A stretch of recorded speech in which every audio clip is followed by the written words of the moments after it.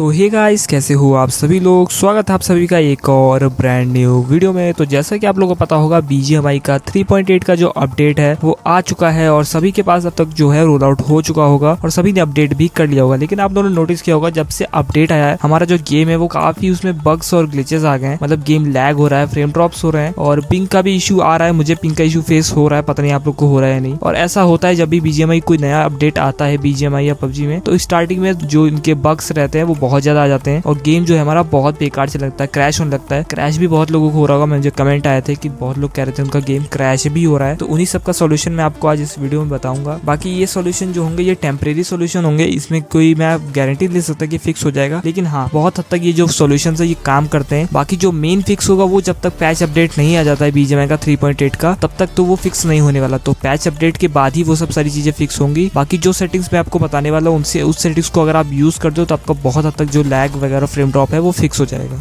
तो सबसे पहले मैं आपको अपने आईपैड की सेटिंग्स बताने वाला हूँ, जो कि अगर आपके पास भी आईपैड है तो आप वो सेटिंग्स यूज़ कर सकते हो। मैं अपनी सेटिंग बताऊंगा जो मैं अपनी सेटिंग्स यूज़ कर रहा हूँ आईपैड में। तो सबसे पहले हम लोग चलते हैं अपने कंट्रोल पैनल में। सबसे पहले आपको स्टोरेज देख लेना है। स्टोरेज तो आपको जितना ज़्यादा हो सके फ्री रखना है। तो मेरा स्टोरेज आप देख पा रहे हो अभी ऑलमोस्ट 22 GB के अराउंड जो है मेरा स्टोरेज वो फ्री है। तो यहाँ से हम लोग बैक जाते हैं और उसके बाद हमें जाना है बैकग्राउंड ऐप रिफ्रेश में। यहाँ पर जाकर आपको जो अपना बैकग्राउंड ऐप रिफ्रेश है इसे ऑफ कर देना है।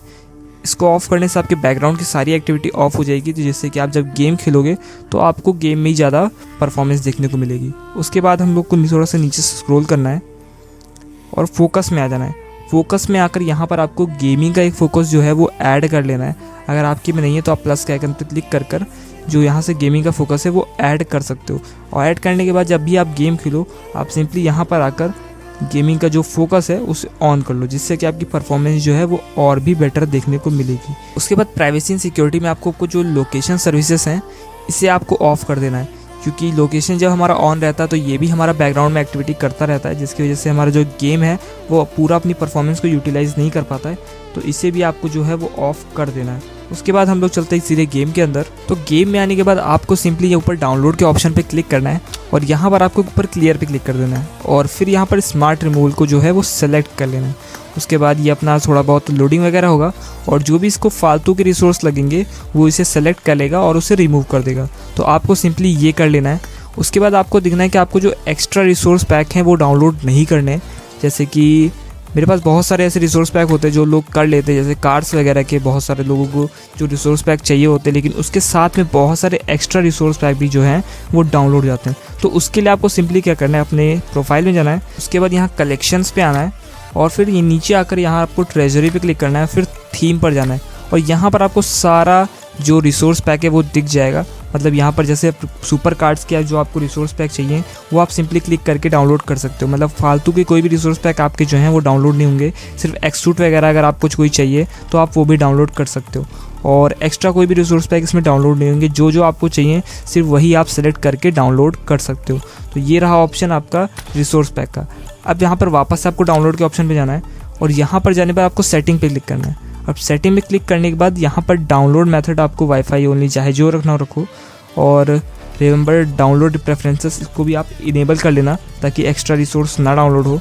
उसके बाद आपको जो नीचे स्टोरेज स्मार्ट मैनेजमेंट दिख रहा है इसको आपको जो है इनेबल कर लेना है। इसको इनेबल करते ही आपके पास एक लिमिटर आ जाएगा।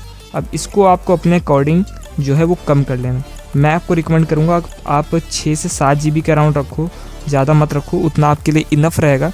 मेरा ऑलमोस्ट अभी 20 GB के आसपास है क्योंकि मेरे पास स्टोरेज है, लेकिन आप उसे कम रखो। और यहाँ पर एक्शन आफ्टर रीचिंग लिमिट इसे आप रिमाइंड एंड ऑटो रिमूव पे कर देना। मैंने अभी रिमाइंड ओनली पे रखा है, लेकिन आपको इसे इस वाले पर कर देना है।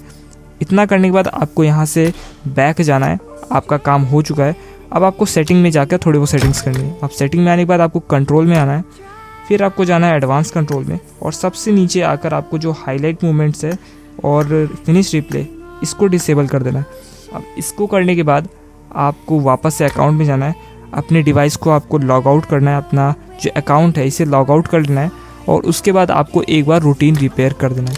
उतना करने के बाद आपका जो गेम है वो काफ़ी हद तक जो है लैग नहीं करेगा, और लैग जो है वो बहुत ज़्यादा जो है आपका फिक्स हो गया, लैग नहीं हो रहा है, फ्रेम ड्रॉप जो है बहुत ज़्यादा जो हद तक है वो फिक्स हो जाएंगे। बाकी यही सेटिंग्स जो है वो मैं यूज़ करता हूँ और मेरा जो गेम है वो बहुत स्मूथ चलता है, मुझे ज़्यादा उतनी प्रॉब्लम फेस नहीं होती है। तो बाकी ये कुछ सेटिंग्स ही जो आप फॉलो कर सकते हो, जिससे आपको जो लैग और फ्रेम ड्रॉप से उसमें बहुत ज़्यादा जो है इम्प्रूवमेंट देखने को मिलेगी। बाकी मैं मिलता हूँ आपसे नेक्स्ट वीडियो में, तब तक के लिए गुड बाय।